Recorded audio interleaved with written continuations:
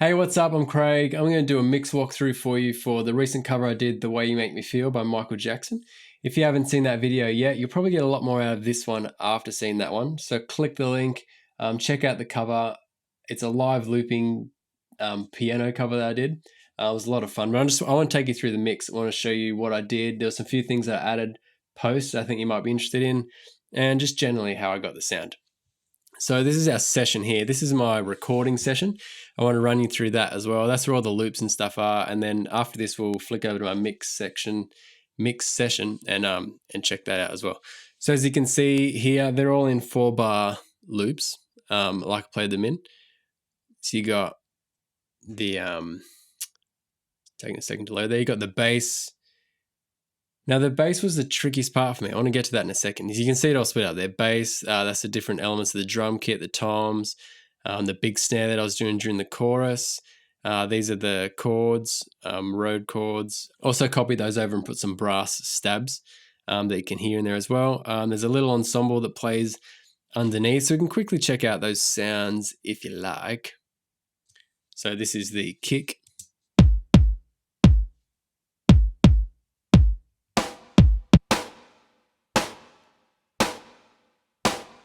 Snare, hi-hat. Big snare we talk about, these are the road chords.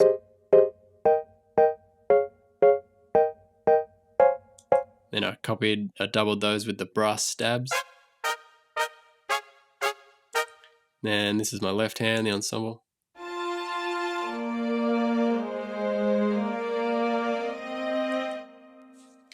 Yeah, so basically that was the live loop. But quickly, let's unpack this bass guitar that I had in there. So I was wanting to do this song for probably the last 18 months, and a bunch of times I started working on it and just got stumped at what is that bass doing, what's actually happening. And it drove me crazy, actually. Spent so many hours trying to figure it out. And I looked at lots of tutorials and people playing it and other people doing covers and stuff, and everyone had a different version of what the bass was. And for me, none of them really sounded like what I could hear on the record. So it drove me crazy. But anyway, I think I got something I was happy with anyway. And it's actually 2 different bass parts. So I'll pull up the MIDI here. So this is one of the parts. So it's kind of doing an octave thing and the 2 Fs, but then drops down to that, which is within the key. It's like a -7 in the key down. A lot of people kind of had it being an arpeggio, like do do do da do do do do da do do do do da, but that just didn't sound right to me. But so this on its own sounds a bit funny. Let me play that to you just by itself. It's still not quite right. It's close, but then I put this second bass part in after the fact. So I did this post, which kind of had Fs and didn't go up the octave, and then went down to that -7 there, but it kind of was a lot more stabby. It was very a lot of sub content in there. So if you don't have a sub, you mightn't hear this as I play it.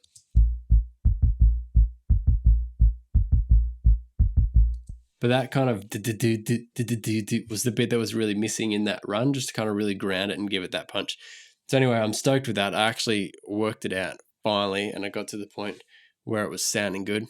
But yeah, I just wanted to show you that. It's all MIDI. So the only real instruments that we actually recorded was my voice, a few layers of my voice, and that shaker. The rest was just virtual instruments that I played through on the keyboard and found cool sounds for within here. I was mainly using Native Instruments Contact Player for pretty much all of it. There might have been a few things where I just used the stock Cubase sounds, which I think sound quite good as well. But yeah, it's all MIDI, so it all came out like that. But I always convert it to audio prior to mixing. I just really much prefer work with audio. I think it's a lot more reliable. I can show you these sci-fi notes as well. I call them. This is like that bit. Again, it was really hard to work out because this G here actually goes up to a G sharp. But you don't actually play the G sharp, you pitch bend it up to that. And then there's a lot of wobble and stuff on that as well. I can play that for you because that sounds cool.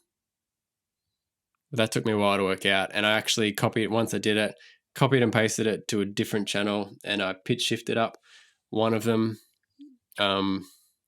again to make that sound real.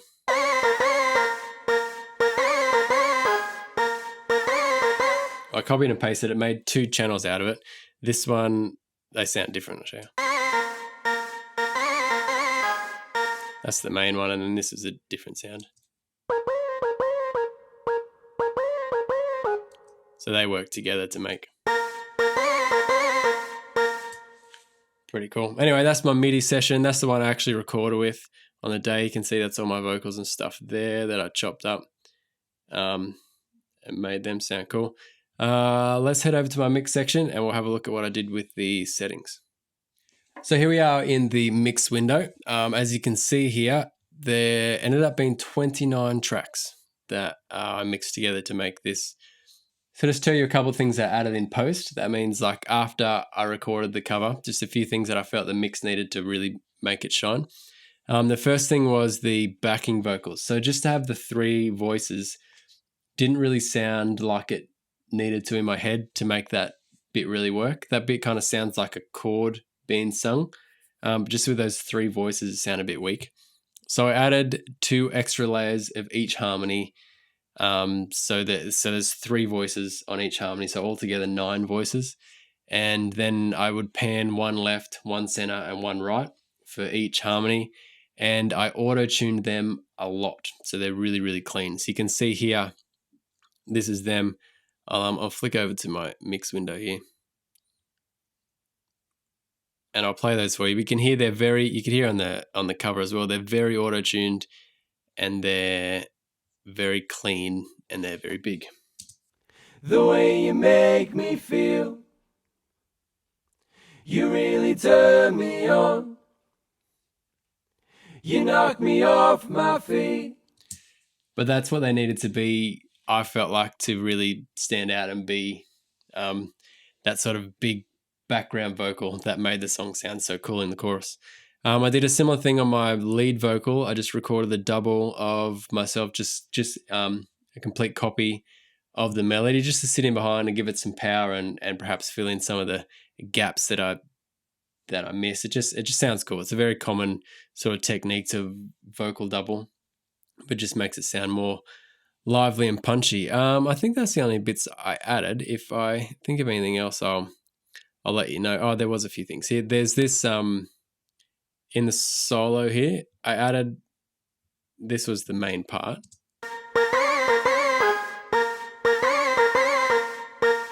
But in behind it, I added this weird,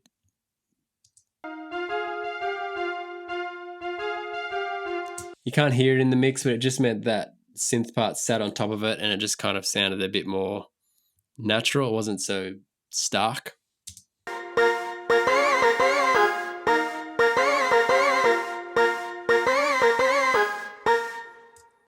Yeah, they're not a huge difference, but it did add a little bit. This muted guitar line was a MIDI line as well that I put in, and that just gave the track a bit more flow, I thought. Made it roll a bit better. So that was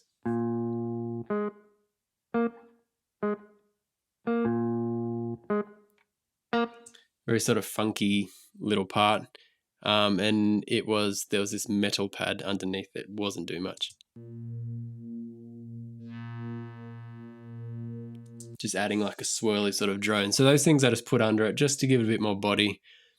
So I'll just play that track, see if you can hear those 2 bits I just put in. I like the feeling you're giving me.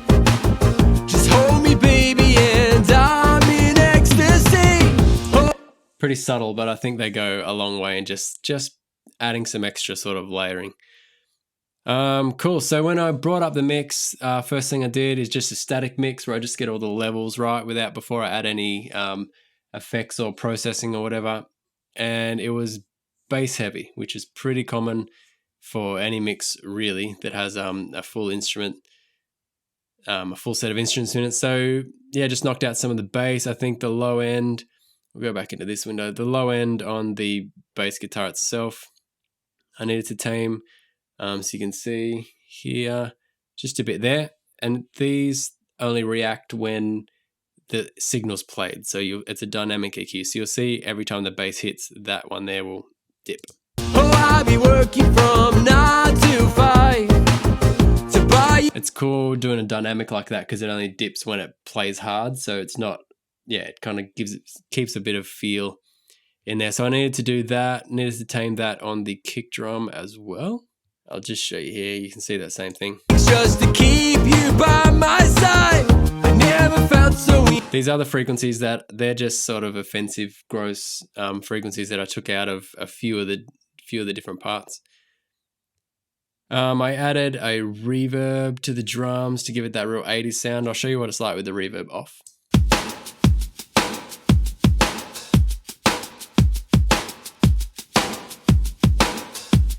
So you can really notice it there on the snare.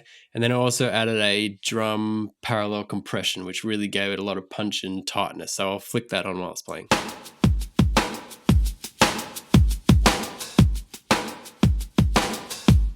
Here, that kind of just brings it right to the front, kind of fills in any gaps. Then there's the usual some compression and stuff in and around there just to make it really tight. The bass we already looked at, took a bit out. The actual bass part, the dun da da da da dun da da da da, the higher one, I loved the sound of it. And like I said before, it took me ages to get the sound of it. So when I did my initial mix and I tested it in my car and that sort of thing, it all sounded all right. Sounded good, sounded nice and full. But when I tested it on my phone, which I figure most people probably watch the cover on their phone or on a laptop or something with small speakers, the bass just didn't come through. So you were getting that dun dun dun dun bit really prominent, but the bass was pretty much non-existent. So I needed to fix that up. And what I did to get that was just boosted a bunch of mid-range and low mid-range. So you can see there I gave nearly 6 dB of gain at 434, and then at 3200 another 4.4. So a big mid-range sort of enhancement there, and I'll show you what that has done. And it made the bass just punch through on small speakers and give an illusion of low end, but it's really mid-range, but made that part come through and sound as good as it does. So I'll flick it off and I'll flick it on during and you'll hear it.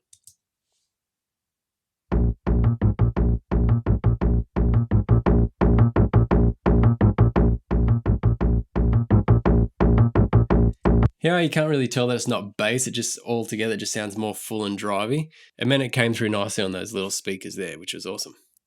I didn't do a lot of processing to the keys parts. They sounded good because it's all virtual instruments. It means it sounds pretty good in the box as it is. They're kind of already been mixed by somebody before they get to these sample libraries. So they just need a bit of balancing with the track rather than mixing. So I didn't have to do a whole lot to those.